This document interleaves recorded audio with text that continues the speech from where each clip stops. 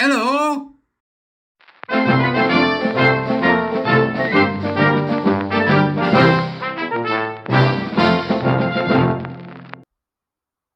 Beep, beep, beep, beep. Morning all. How we doing? Right, straight into it. Straight into it. Let's get straight into it. Right, okay.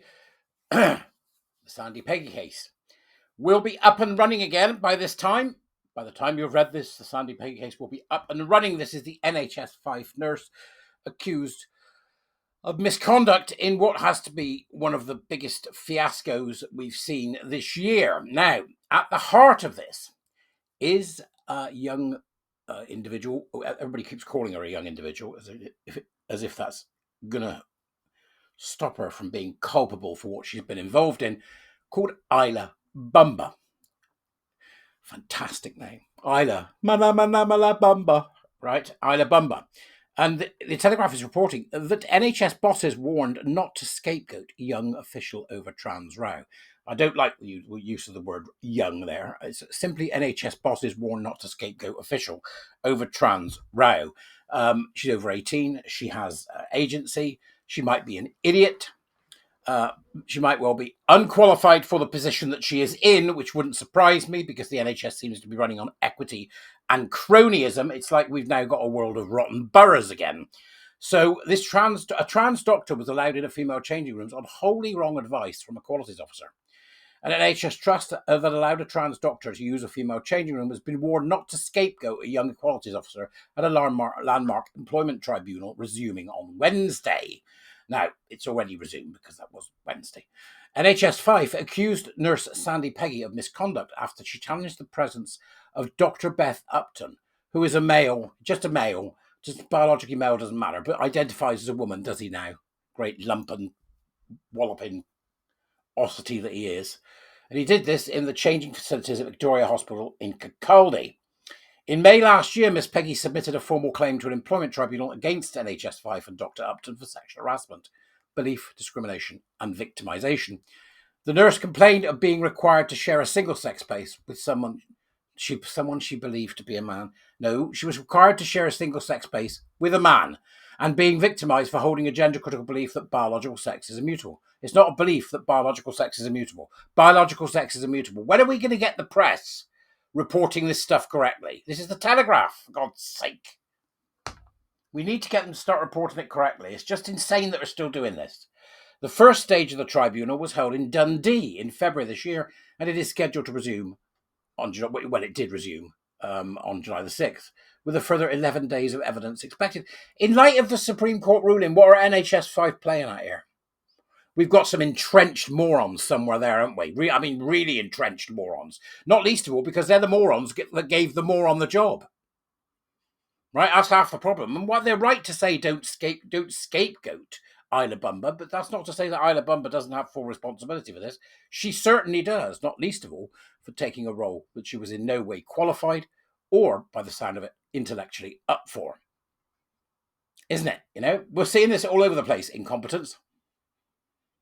The tribunal has previously heard that NHS Fife allowed Dr. Upton to access the female changing room on the advice of Isla Bumba, a young equalities officer, rather than lawyers. I mean, what even is an equalities officer? I've had a look. You know, what does she do? She just fills out forms by the look of it. Deleted social media posts show that Miss Bumba was hired to the senior role after graduating in 2020 and then working for 2 years as a COVID contact tracer. She is expected to give evidence at the trial. But it's absolutely unbelievable. This is about, well, this particular, fruitcake. Let's not call him a fruitcake. Let's call him a mad old pheasant, right? This particular mad old pheasant makes the right sounds, therefore will give them a job that they're not suited for. There's only one thing worse than getting what you want, and that is getting what you want before you're ready for it. And this is a case of that. So she's expected to give evidence, but legal and policy experts warned NHS Fife against trying to blame her for the row and argued that the board's chiefs were responsible. No, they're all responsible. Sack the damn lot of them. Jonathan Brown, an advocate at the Faculty of Advocates, posted on X in advance of Isla Bumba's evidence in the Peggy case, a reminder that she was in her mid-20s and had no legal qualification or experience. What's that got to do with it? That's got nothing to do with it. They deemed this woman, right, competent. They deemed her competent. She deemed herself competent, right? How dare she? How dare she take a role she is in which no way qualified to do? If she's working in the so-called EDI scam, the biggest scam this country's ever seen, if she's working in the EDI scam, she's aware of what's going on in the arena. In which case, she knows damn well that she's working in a scam and that she's got people keeping an eyeball, that most of it's rubbish. She knows that. She just ignored that. Or she doesn't know, in which case she's working in something she doesn't understand fully. Either way, she's liable. Makes no difference to me what her bloody age is. If she was an 18-year-old man driving a taxi or, an Arctic truck, you don't drive Arctic trucks at 18. She would make him 21, whatever it may be. Knock somebody over because he was incompetent. You'd string him up.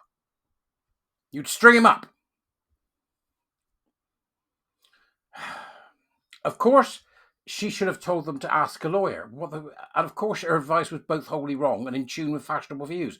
But the real criticism should be reserved for those who decide that Isla Bumba was the appropriate person to ask for advice, and those who didn't see this coming. This is nonsense, right? It doesn't matter. They're all culpable, and they all need to be made to pay. And Isla Bumba should be made to pay, so that the other Isla Bumbas out there, and believe me, there are thousands of them, suddenly don't feel so safe sat in their office. That's what I want to happen. Dr. Michael Ferran, a lecturer in public law at Glasgow University, said this was a really important point. He added, Isla Bumba is in danger of becoming a scapegoat to deflect from the failures of senior management. And, he's right. Let's not scapegoat her. Let's get the lot of them. Dr. Lucy Hunty-Blackburn of policy analysis Murray Blackburn Mackenzie said NHS Fife must not be allowed to get away with using Miss Bumba as a human shield. Absolutely right. Absolutely right. She said, long ago I managed people. If I'd thought of making a 20-something carry the can for a serious organisational failure, I'd have been too ashamed to look in the mirror. So I hope NHS Fife top brass aren't planning that. No, you're right, Lucy, but she still has to pay. She still has to pay. She should lose her job. End of story. Right? And if this activity has been in any way criminal, she should be prosecuted by the rest of them. There's not, you don't forgive her just because the others failed. You're right. Absolutely right. You have to carry the can as the boss. You have to go, yeah, I'm culpable as well. I got it wrong. But she's got to pay as well. This cannot be, you can't have these EDI bloody people wandering around doing what they bloody well please, which is what she's been doing. Dr. Upton gave evidence during the first part of the tribunal in February and claimed to be biologically female. That's because Dr. Upton's obviously a bloody Fruit Loop. He's one of these gender loons, and he going around in a dress, probably 6-foot lumpen bloke.